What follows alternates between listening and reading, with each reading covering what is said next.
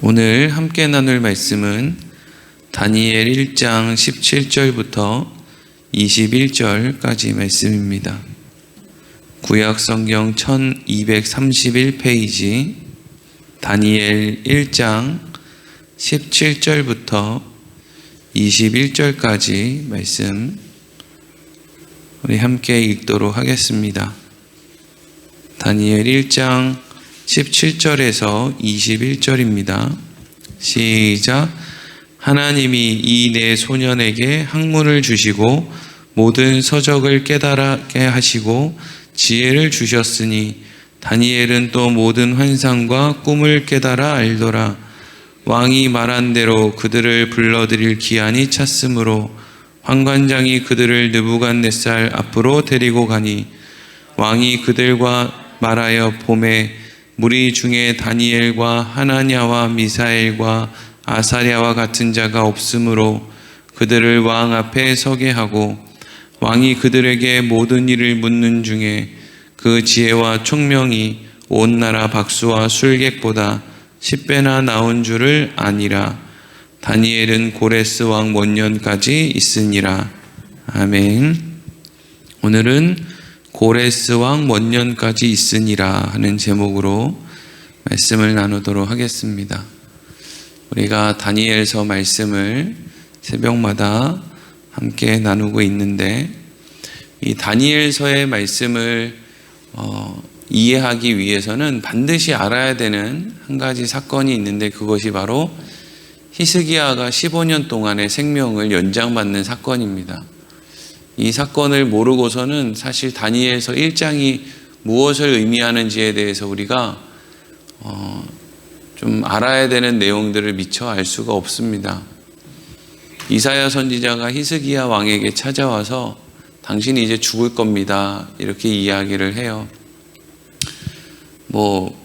우리 같으면 당신이 이제 죽을 겁니다 하면 감사합니다. 알려주셔서 감사합니다. 이제 드디어 아버지 집에 가네요. 우리 예수님도 알고 하나님도 알고 다 아니까 그렇게 할 수 있겠죠. 그런데 히스기야는 나이도 어리고 아직 살고 싶은 마음이 더 많이 있었던 것 같아요. 그래서 벽에다가 머리를 대고 그냥 막 간절하게 하나님께 기도를 하는데 그래서 15년 동안의 삶을 연장받죠. 근데 그 15년 동안의 삶이 세상의 눈으로 봤을 때는 아주 평탄한, 형통한 인생이었던 것 같아요. 그래서 자녀도 낳고 재물도 많이 얻고 군대도 막 모으고 막 이렇게 한 것 같아요. 그러니까 이제 바벨론에서 사신이 온 거예요. 남유다가 별 볼 일 없는 나라였으면 왜 바벨론에서 사신을 보냈겠어요? 대단한 나라라고 생각을 하니까 사신을 보냈겠죠. 그렇게 바벨론에서 사신이 왔을 때 이 히스기야가 신이 나요. 어떤 부분이 신이 났는지는 모르겠는데 막 신바람이 나서 굳이 보여주지 않아도 될 왕궁의 왕궁의 그 보물 창고 그리고 또 군수 창고 막 이런 걸 막 보여주고 군대를 보여주고 막 별짓을 다 하는 거죠. 그리고 나서 이사야 선지자를 통해서 하나님께 책망을 받아요. 너의 인생이 15년의 인생을 연장받았는데 겨우 네가 할 수 있는 것은 네 거 자랑하는 게 전부구나. 이게 히스기야 인생의 끝이에요. 마치 자기가 만들어낸 것처럼 자기 호주머니에 있는 거 남한테 실컷 자랑하는 거. 그것 말고는 남는 게 없는 게 히스기야의 인생이었어요. 이사야 선지자가 히스기야에게 너 바벨론에게 보여준 거 전부 다 뺏길 거고 네 자녀들 중에 몇은 환관이 되어서 내시가 되어서 저 이방 나라 바벨론에 끌려가게 될 것이다. 그렇게 이야기를 했을 때 히스기야가 우리 같으면 차라리 내가 고생하게 해주세요. 내 것 뺏기게 해주세요. 이럴 텐데 히스기야가 뭐라고 하느냐? 괜찮아요. 나 살아있는 동안에만 평안하면 난 상관없어요. 이러고 나서 이제 죽는 거예요. 히스기야에게 허락받은 15년의 그 시간을 통해서 하나님이 우리한테 뭘 말하는 것 같으십니까? 히스기야는 눈에 보이는 것을 따라가는 사람의 모습을 우리에게 보여주는 거예요. 눈에 보이는 보물 창고, 눈에 보이는 군수 창고, 그거 자랑하기에 바쁜 게 대부분의 인생들이에요. 하나님에게 원하는 게 뭐예요? 15년의 세상에서의 생명의 연장, 보물, 힘, 이게 하나님을 알지 못하는 사람, 하나님의 은혜를 입지 못하는 사람이 하나님 앞에 나오게 되었을 때 간구하는 것의 전부라는 거예요. 그런데 그 말씀에서 이제 이어져서 정말로 히스기야의 자손 중에 환관이 되어서 바벨론으로 끌려가게 되는 사람들이 등장하죠. 우리는 사실 이 말씀을 볼 때 히스기야 때문에 자손들이 저주받는구나 라고 생각할 수 있지만, 사실 환관으로 끌려간 사람이 다니엘과 그의 친구들이라고 생각했을 때 이 말은 오히려 너희 자손들이 저주받을 것이다 라고 하는 말씀이 아니라, 너희 자손들이 바벨론의 환관이 되어 끌려가게 될 것이지만 내가 그들을 통해서 이 나라를 새롭게 할 것이다 라고 사실은 연결하는 것이 더 옳은 것이죠. 하나님이 다니엘이라고 하는 사람을 뽑았어요. 다른 사람들보다 뭐가 더 잘나서 뽑은 게 아니라 그냥 뽑은 거예요. 그리고 다니엘과 그의 세 친구를 통해서 하나님이 하시고자 하시는 말씀을 하는 거죠. 그래서 다니엘서는 어떻게 시작하냐면요, 나라가 망하게 생겼다. 다니엘과 세 친구는 자기들의 집안도 망하고 나라도 망한 상황에서 바벨론으로 끌려가게 되는데, 그곳에 가서 그들은 환관이 되었다. 여러분, 히스기야는 모든 것을 다 얻은 상태를 우리에게 보여주는데 결국에는 히스기야의 인생은 망하는 거예요. 근데 다니엘은 애초에 시작부터 전부 뺏기는 걸로부터 시작하죠. 나라 뺏기고, 왕족과 귀족이었던 자기 집안 뺏기고, 남자가 환관이 되니까 자손을 이룰 수 없으니까 그것도 뺏기고, 그리고 마지막으로 다니엘이 바벨론에 가서 더 이상 빼앗길 것이 없다고 생각하는 그때 뭘 뺏깁니까? 이름을 뺏기죠. 원래 다니엘의 이름은 하나님이 심판하십니다 라는 뜻인데, 이제는 바벨론으로 끌려가서 그 이름이 벨신의 종이다 라는 이름으로 바꿔버리잖아요. 그러니까 그것은 종교도 뺏긴다는 것이고, 모든 정체성을 뺏긴다는 것이고, 이름을 뺏겼으니까 더 이상 빼앗길 것이 없다라는 지경으로 다니엘이 지금 가는 거예요. 근데 거기에서 하나님이 은혜를 주셨더니 더 이상 빼앗길 것이 없는 그 자리에서 다니엘에게 하나님이 은혜를 베풀어 주셨더니 다니엘이 뭐가 되느냐? 가장 높은 곳으로 올라가죠. 이것이 하나님이 다니엘서를 통해서 하시고 싶은 이야기예요. 그러니까 뭐 하나님의 은혜를 받아서 세상에서 높은 자리에 올라가자, 이걸 얘기하는 게 아니고요. 세상에 눈에 보이는 것 쫓아가면 너도 망하고 니네 집도 망하고 다 망한다. 세상에 눈에 보이지 않는 하나님을 따라가면 다 망한다고 생각하는데 오히려 망하는 게 아니라 산다. 이게 여러분 다니엘서의 시작 부분에 나오는 말씀이라는 것이죠. 근데 그 마음을 누가 주시는가? 다니엘이 뜻을 정하는 게 아니고요. 하나님이 그 마음을 먼저 다니엘에게 주었기 때문에 다니엘이 그제서야 뜻을 정할 수 있는 거예요. 하나님이 우리 안에 성령을 먼저 허락했기 때문에 우리가 하나님 앞에 나와서 회개할 수가 있고 하나님의 말씀에 귀를 기울일 수 있는 것이지, 우리가 하나님 앞에 나와서 회개하고 귀를 기울였기 때문에 성령을 주시는 게 아니에요. 순서를 잘 이해해야 돼요. 성령이 오지 않으면 우리는 하나님의 말씀에 귀 기울일 수 없어요. 하나님이 먼저 성령을 주셨기 때문에 회개도 할 수 있고 말씀도 들을 수 있는 거예요.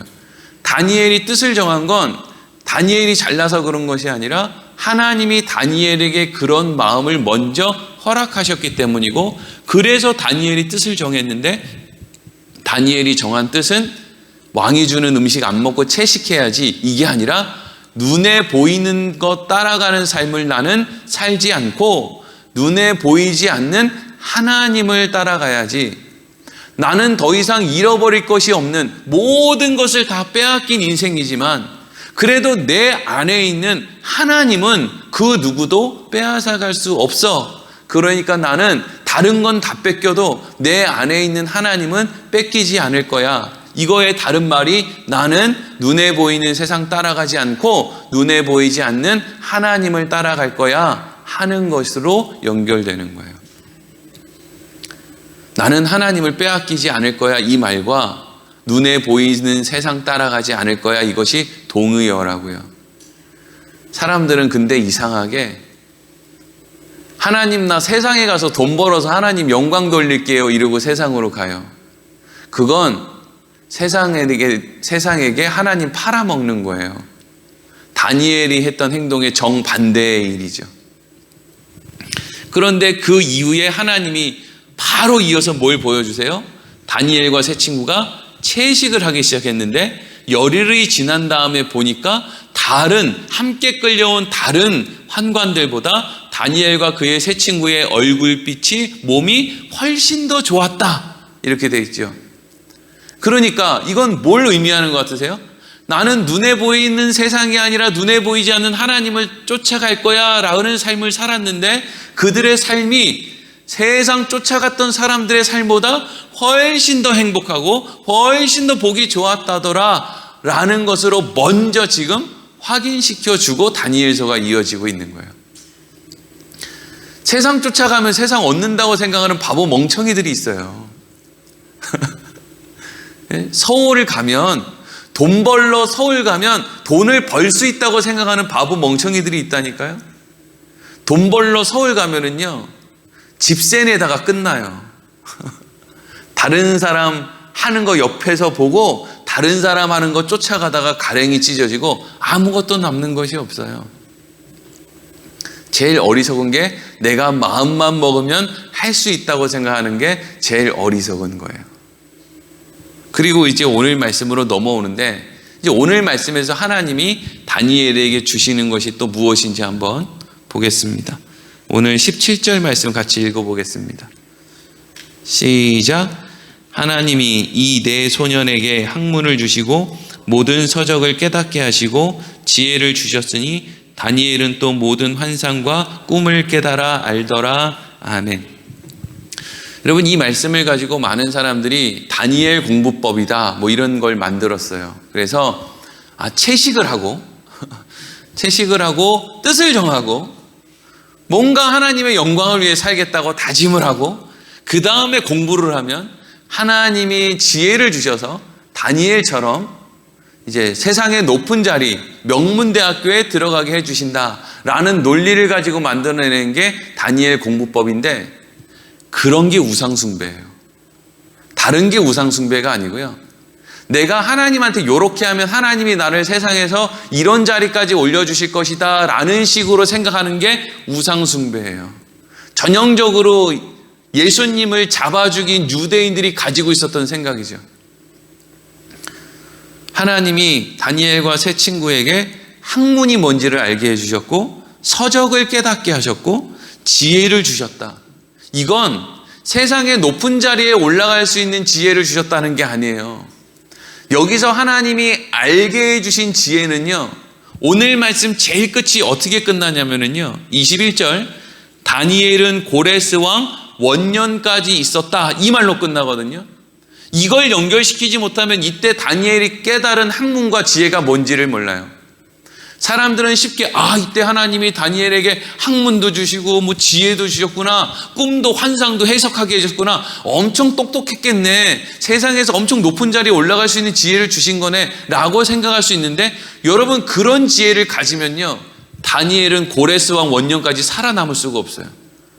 고레스 왕 원년은 페르시아의 초대 그 왕까지 있었다는 얘기잖아요. 그러면 바벨론에서의 이방인 출신의 총리가 그 바벨론에서의 모든 시간을 다 보내고 정권이 바뀌는 게 아니라 아예 나라가 바뀌었는데 페르시아의 지금 총리까지 되었다라고 하는 말인데, 세상의 지혜를 가지고는요 암만 지혜로워도 정권이 바뀌면요 끝이에요.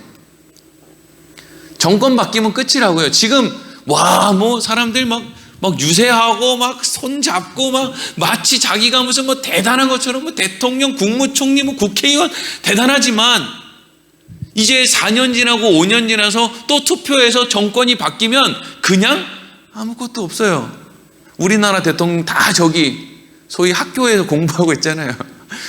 하여튼 언제까지 우리나라 대통령들이 이렇게 대통령 끝나고 난 다음에 학교 가서 이렇게 공부를 해야 되는지 모르겠지만, 그러니까 생각해 보세요. 이때 다니엘이 깨달았던 학문과 서적과 지혜라는 게 세상에 눈에 보이는 걸 얻을 수 있는 그런 수준의 것이었다면 다니엘은 고레스 왕 원년까지 살지 못하고 중간에 죽었을 거예요. 그러면 이때 다니엘이 얻었던 지혜는 뭐냐? 역사가 반복적으로 우리에게 가르쳐주는 그 지혜죠. 돈 따라가면 망한다. 권세 잡으면 망한다. 옛날에 우리나라에도 부자 유지하는 그런 이야기 있었잖아요. 벼슬은 무슨 어디 이상 하지 않는다. 자기 집 백리 안으로 굶어 죽는 사람이 없게 해야 된다. 그런 것들 있잖아요. 그런 걸 유지할 때 우리 집이 이 부유함을 앞으로도 계속 유지할 수 있다라는 그런 걸 이제 만들어낸 사람들이 있잖아요. 그렇죠? 사람들은 이때 다니엘이 막 하나님이 주신 지혜를 가지고 너무 똑똑해져서 총리 자리를 유지할 수 있다고 생각하는데, 그게 아니라 총리 자리를 다니엘이 유지할 수 있었던 이유는 하나님 편이다라는 것밖에는 다니엘이 자랑하는 게 없기 때문에 그래요. 이후에 다니엘과 세 친구가 풀무불에 들어가게 될 때 다니엘의 세 친구들을 공격할 때 사람들이 뭐라고 하느냐? 저 사람들은요, 하나님 믿는 것 말고는 흠잡을 게 없어요. 그리고 다니엘이 그 사자굴에 들어갈 때도 다니엘은 하나님께 이스라엘을 향해서, 예루살렘을 향해서 기도하는 것 말고는 흠잡을 게 없어요. 이건 무슨 얘기냐면요, 이 사람들이 자기의 유익을 얻기 위해서 무슨 땅 투기를 한다든지 그래가지고 지금처럼 무슨 시세를 조작하고 자기 권세를 가지고 누구를 어떻게 억눌러서 자기 집을, 이런 행동을 1절 안 했다는 거예요. 그럼 어떻게 그걸 1절 안 할 수 있었습니까? 그게 진짜 학문과 서적을 깨달았기 때문이죠. 역사를 관통했기 때문에 그렇게 할 수 있는 거예요. 이거 지금 5년, 10년은 풍족하게 살 수 있을지 몰라도 나 이거 얻으면 이게 독약이야. 이거 먹으면 나 죽어. 이걸 다니엘이 깨달았다는 거예요. 그리고 하나님은 꿈과 환상을 통해서 다니엘이 생각하고 있는 것이 옳다라는 것을 늘 보여주셨다는 거죠. 이 모든 게 지금 다 어디서부터 오는 거예요? 하나님으로부터 오는 거예요. 이 세상의 것이 다 아니지. 하나님의 나라가 있지. 그러니까 나는 이 세상에서 눈에 보이는 것 따라가지 않고 눈에 보이지 않는 하나님을 따라가는 것이지. 그거 하나님이 주는 생각이에요, 여러분. 여러분, 똑같이 일을 하는데 어떤 사람은요, 주일날 교회 안 나오면은 마음이 어려워가지고 돈 버는 게 무의미해지는 사람이 있어요. 근데 어떤 사람은 교회에 나오는 이유가 돈 버는 거였기 때문에 돈 벌 수 있으면 당연히 교회를 안 나오는 사람이 있어요. 그건 그 사람은 대단하고 이 사람은 대단하지 않기 때문이 아니고요. 우리는 그런 모습을 딱 보면 하나님이 붙들고 있는 사람은 어떤 사람이구나라는 것을 그냥 알 수 있는 거예요. 저 사람은 왜 저럴까 정죄하라는 것이 아니라 저게 하나님에게 붙들린 거구나라는 것을 우리가 알 수 있다는 것이죠. 시간이 지났어요. 3년이 지났어요. 3년이 지난 이후에 왕 앞에 다니엘과 친구들과 그리고 함께 끌려왔던 환관들이 이제는 서게 됐어요. 3년 동안 다니엘의 학문과 어떤 것들을 가르쳐 줬던 사람들의 이제 어떻게 보면 이제 시험 치는 날이죠. 그때 이런 일이 있대요. 18절부터 20절까지입니다. 18절에서 20절 말씀 읽겠습니다. 시작. 왕이 말한 대로 그들을 불러들일 기한이 찼으므로 환관장이 그들을 느부갓네살 앞으로 데리고 가니 왕이 그들과 말하여 보매 무리 중에 다니엘과 하나냐와 미사엘과 아사랴와 같은 자가 없으므로 그들을 왕 앞에 서게 하고 왕이 그들에게 모든 일을 묻는 중에 그 지혜와 총명이 온 나라 박수와 술객보다 10배나 나은 줄을 아니라. 아멘. 그리고 나서 21절이 다니엘은 고레스 왕 원년까지 있었다라는 말이에요. 그러니까 다니엘이 학문과 서적과 지혜를 깨달은 것과 그리고 왕 앞에 섰을 때 두각을 나타낸 것이 무엇인지 우리는 다니엘이 고레스 왕 원년까지 있었다라고 하는 그 한마디의 말을 통해서 분명히 알 수 있는 거죠. 아마 이때 끌려온 환관들은 느부갓네살 왕의 눈에 들기 위해서 오늘날 사람들이 소위 말하는 자기 PR, 자기 자랑을 무지하게 해댔을 거예요. 근데 다니엘과 그의 친구들은 달랐다는 거죠. 뭐가 달랐을까요? 변은 익을수록 고개를 숙이는 게 달랐겠죠. 그래서 이 다니엘과 세 친구는 자기들이 높은 자리에 올라가고 싶은 마음이 없었어요. 그냥 하나님이 주신 여건에서 그냥 그날의 삶을 최선을 다해서 사는 게 그냥 그 전부였어요. 언제 다니엘이 하나님 앞에 하나님 내가 총리가 되게 해주시면 내가 이렇게 하겠습니다. 하나님 나에게 돈 벌게 해주시면 내가 이렇게 하겠습니다. 다니엘은 그런 기도 한 적 없어요. 다니엘의 세 친구도 그런 기도 한 적 없고요. 그냥 그날 자신들에게 주어지는 삶을 그냥 살았던 것 뿐이에요. 하나님의 은혜에 감사하며 눈에 보이지 않는 하나님을 쫓으며 그러면서 산 거예요. 그냥 하루하루 대단한 무슨 소위 오늘날 사람들이 이야기하는 대단한 비전을 가지고 막 서울로 미국으로 가서 막 전 세계에 하나님의 영광을 드러내리라 이런 거 다니엘 안 했다고요. 그래서 다니엘이 왕에게 두각을 나타내는 거예요. 세상 사람들 다 넓은 길로 간다고 할 때 저 사람은 좁은 길로 가니까 좁은 길에 서 있는 사람들이 빛으로 보이고 소금으로 보이는 거예요. 그게 소금이고 빛이에요. 우리에게 있어서 지혜가 무엇인가? 사람들은 유한한 이 세상의 것을 얻게 되면 지혜가 있다고 이야기해요. 근데 하나님은 이 세상에서의 점도 안 되는 시간 무의미하고 무한한 영원한 것을 얻는 것을 지혜라고 말씀하세요. 성경은 우리에게 역사는 이 싸움이었다고 이야기를 하고 있어요. 사람들은 유한한 이 세상을 얻으려고 하나님을, 우상을 이용하는 싸움. 그 가운데 하나님의 은혜를 입은 사람은 그 가운데에서 눈에 보이지 않는 하나님을 통해 영원한 것을 얻으려고 하는 그 싸움. 그 싸움의 중심에 다니엘이 있고 다니엘의 세 친구가 있으며 남유다에서 끌려온 바벨론의 포로들이 있고 하나님의 백성들이 있고 오늘날 그리스도인들인 우리들이 있는 것이죠. 우리가 무엇을 바르게 보아야 되는지, 성경을 통해서 우리가 바르게 알아야 되는 게 무엇인지 그 눈을 얻지 못하면은요, 무슨 말씀을 보든지 간에 그래서 다니엘은 이렇게 했더니 하나님이 세상에서 복 주셨구나, 나도 그렇게 공부해야지 라는 식으로 가면 성경은 더 이상 하나님의 말씀이 아니라 우상의 책이 되는 거예요. 하나님의 말씀을 바르게 볼 수 있는 눈과 귀를 가지고 참된 지혜의 삶을 살아갈 수 있는 우리 부여 온누리교회 성도들이 되었으면 좋겠습니다. 기도하겠습니다.